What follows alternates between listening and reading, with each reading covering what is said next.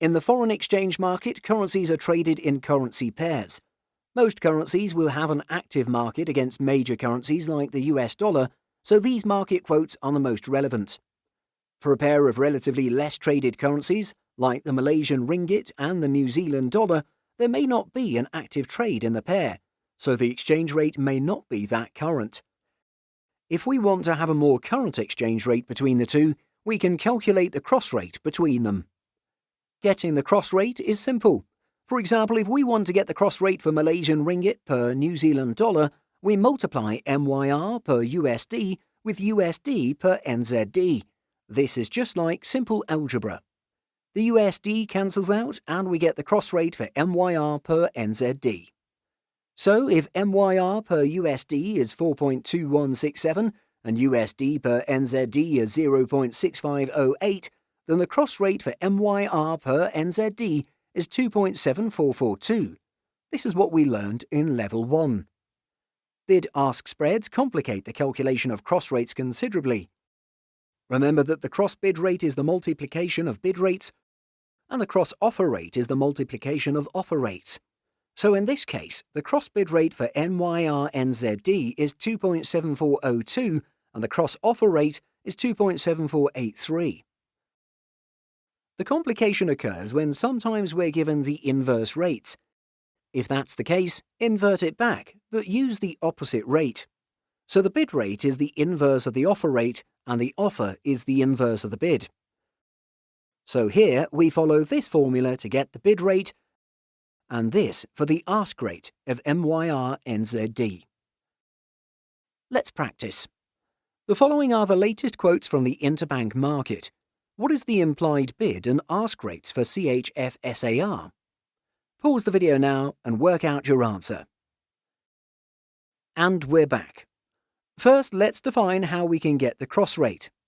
CHF-SAR rate can be implied by the multiplication of the CHF-EUR rate and the EUR-SAR rate. Since we don't have the CHF-EUR rate, we take the reciprocal of the EUR-CHF rate. So the bid rate for CHF-SAR is as follows. Take note that since we're taking the inverse, we should use the ask instead of the bid. Plug in the figures and we get an implied bid rate of 0.2783. The ask rate is the same. Remember to use the bid rate here. Plug in the figures and we get an implied ask rate of 0.2798.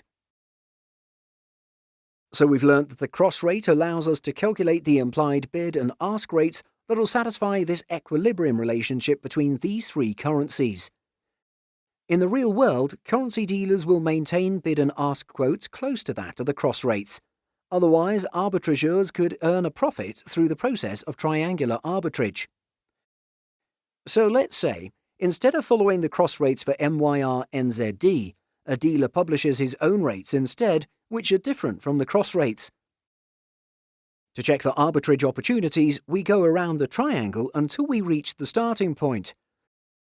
If there's no arbitrage opportunity in this direction of trade, we try the opposite direction. So let's pick the Malaysian ringgit as our starting point, and we try the clockwise direction first.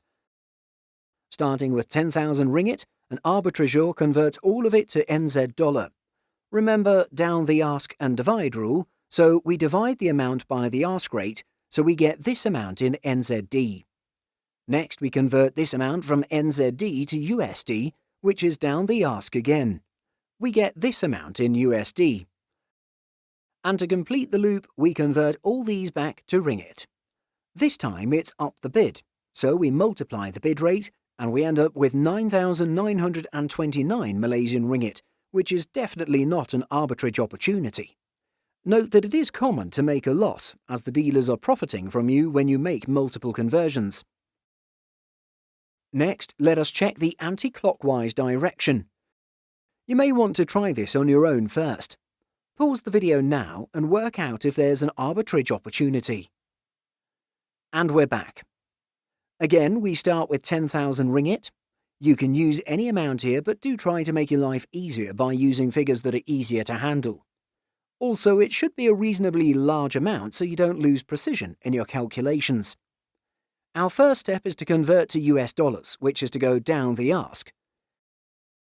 Next, we convert to New Zealand dollar by going up the bid.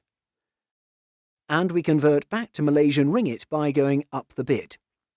In this direction of trade, we find that the arbitrageur can make this series of 3 trades to earn a risk-free profit of 30 ringgits.